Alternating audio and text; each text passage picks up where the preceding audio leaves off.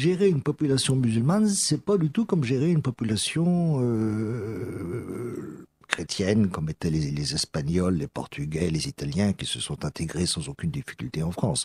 Il y a eu quelques frottements, en particulier pour les Italiens dans les années 1900, mais regardez les Portugais, ils sont arrivés à énormément, plus d'1 million en quelques années, ça n'a pas fait le moindre souci, ça n'a pas posé le moindre problème. Les Vietnamiens aussi, les Vietnamiens se fondent tout de suite dans la population, trouvent du travail, etc. Avec ces nouvelles populations, alors musulmanes, il y a deux problèmes. D'abord, elles sont peu qualifiées pour la plupart. Par conséquent, elles ont beaucoup de mal à entrer dans une économie moderne parce qu'on n'a pas besoin d'eux. Et d'ailleurs, ils ne viennent plus tellement pour travailler, mais ils viennent pour bénéficier, disons, des soins. Et comment je le reprocherais d'ailleurs? C'est tout à fait, si j'étais dans une case, disons, du Sénégal, je ferais tout pour envoyer mes enfants, ma femme, en France. Je ne veux pas le reprocher.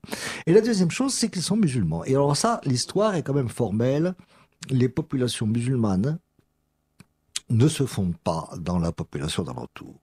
Et pourquoi, Alain Besançon? Écoutez, ça c'est un fait. C'est un simple fait, je n'ai pas d'explication directe, mais le fait est, si vous voulez, que le XXe siècle a vu une purgation des zones mixtes.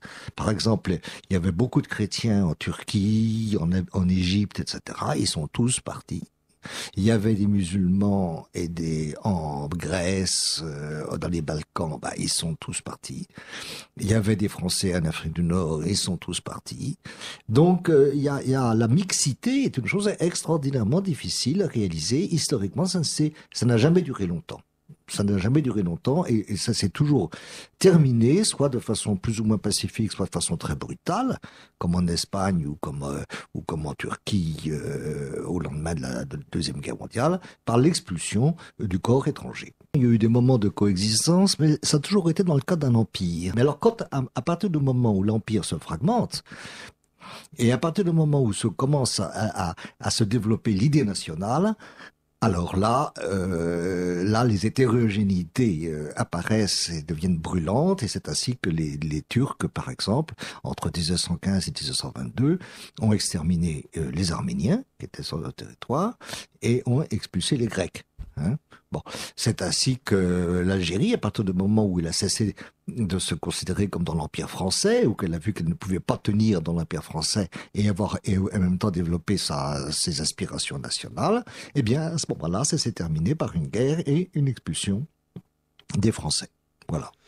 Mais En France, encore une fois, la France a toujours été un très grand pays d'immigration. On a recueilli des millions de Belges, de Polonais, de Portugais, d'Espagnols. Ça n'a pas fait la moindre histoire.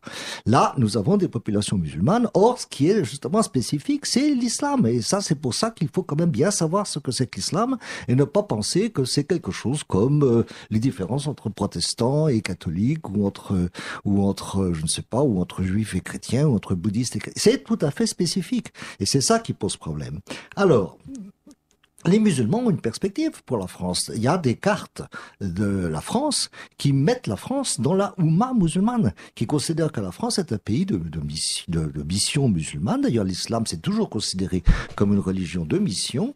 Et il y a un statut prévu pour les chrétiens, où ce qu'il en restera, c'est le statut de dhimmi. C'est-à-dire que c'est le statut des chrétiens en Égypte ou le statut des chrétiens en Syrie. C'est-à-dire, c'est des citoyens de seconde zone qui ne sont pas massacrés, qui gardent leur vie et leurs biens, mais qui doivent payer une capitation particulière et qui sont exclus des emplois.